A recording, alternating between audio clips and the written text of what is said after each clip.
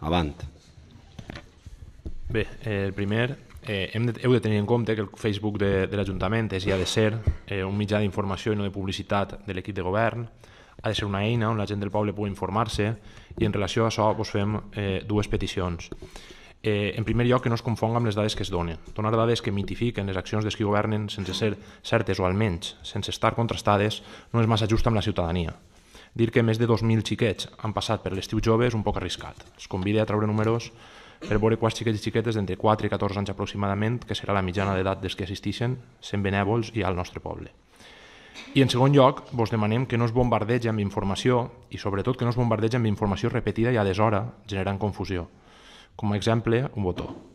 Durant la vesprada del dissabte de Fira, després d'anunciar l'ajornament de la desfilada de disfresses, hi van haver alguns missatges que generaven confusió entre la gent en relació a la celebració o no de la desfilada i l'orquestra.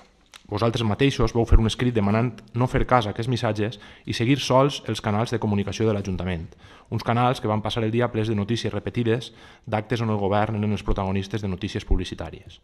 A les 21:16 hores, per exemple, s'anunciava al Facebook que l'alcalde es reunia amb el Departament d'Ocupació i Formació. Dissabte de Fira, a les 21:16, l'alcalde estava reunit. Doncs no, era una notícia repetida que ja havia aparegut al Facebook dies abans.